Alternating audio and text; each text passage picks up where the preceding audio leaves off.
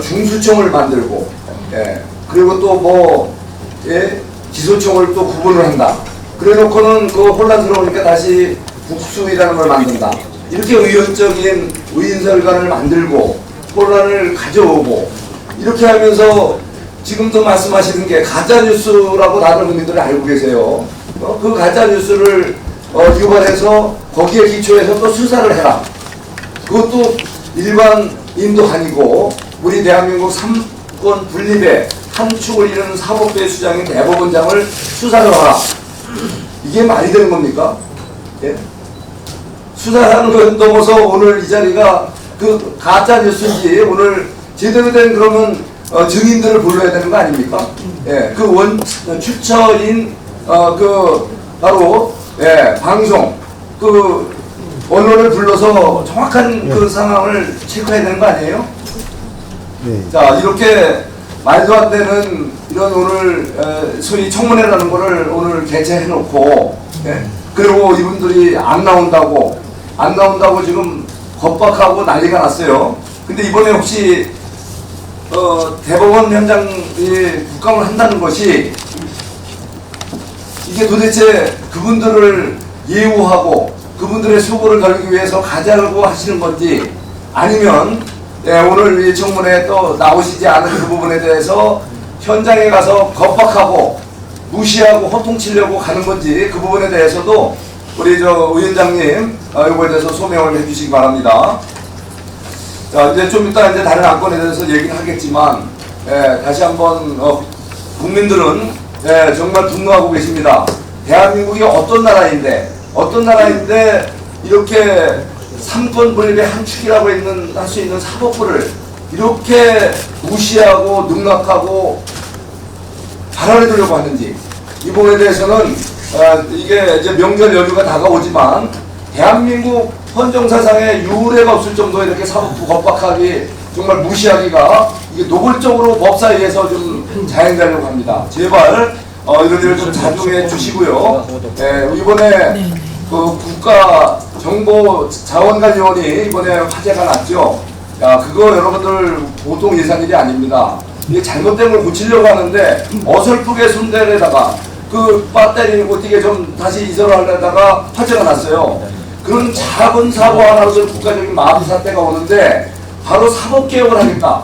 검찰개혁을 한다고 여러분들 무지막지한 지금 손을 대고 있고 겁박을 하는데 그 자체가 이제는 이번에 이런 국가 전자정보 마비 사태를 넘어서 국가 일선 민생 수사 현장, 민생 현장에 대마비 사태로 올 수 있습니다. 제발 자중해 주시고 여러분들 정말 사법개혁, 검찰개혁 함부로 이렇게 거론하지 마시고 제대로 국민들을 위한 그런 개혁을 얘기해 주시기 바랍니다.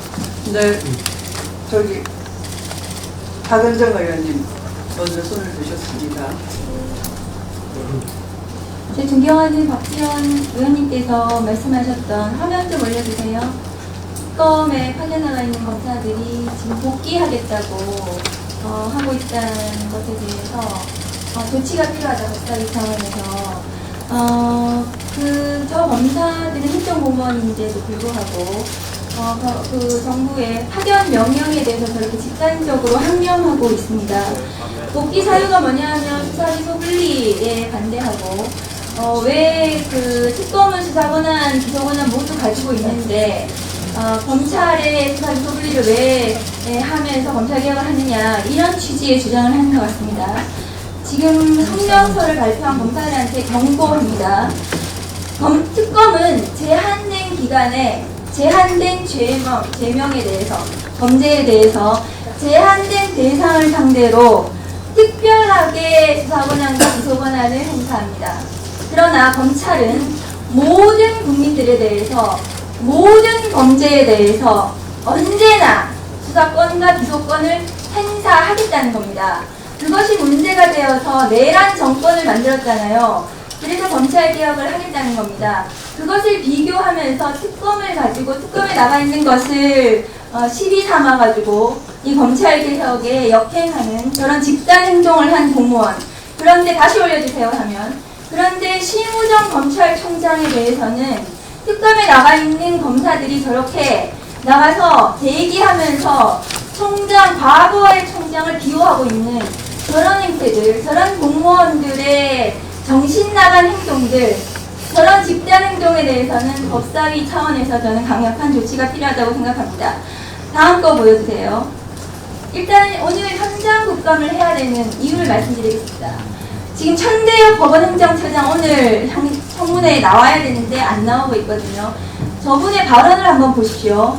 5월 2일 날 대법관이 기록을 안 보고 제출된 문서만으로 판결을 하는 경우는 없다.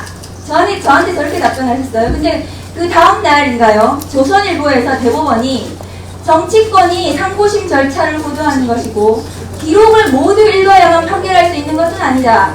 대법원은 또 저렇게 얘기했어요. 대법원 스스로도 자기들끼리도 말이 안 맞는 겁니다. 그런데 천대엽 법원행정처장은 5월 14일 날 또 법사위 나와서 저렇게 어물쩍한 이런 저런 말을 했습니다. 무슨 말인지 모르겠어요. 그런데 최근에 법원행정처장은 다시 나와서 지체 없이 제출 문서를 읽고 그 내용을 숙지했다. 그러니까 기록을 전부 봤다고 했다가 제가 로그 기록을 요구했더니 위원이 발언 드릴 때는 조용히 하시기 바랍니다. 그랬더니 다 기록을 보는 것은 아니다라고 얘기를 하면서 천대엽 법원행정처장의 발언이 저렇게 바뀌었습니다. 우리가 현장 국감을 해야 되는 이유는 대법관들이 기록을 7만 페이지를 못 봤대요. 봤는지 못 봤는지 모르겠습니다. 법원행정처장이 저렇게 왔다 갔다 하는 말을 하기 때문에 로그 기록을 봐야겠다. 전자문서화된 기록을 봤다고 또 얘기도 하고 있으니까 현장에 가서 전자문서를 정말 만들었는지 대법관들이 각 개인 컴퓨터에서 저 전자문서를 제대로 읽었는지를 봐야겠다는 그런 지금 의문이 드는 상황입니다. 지금 오늘 대법원장부터 와가지고 여기 와서 제대로 된 해명을 한다면 현장 국감은 필요가 없을 겁니다.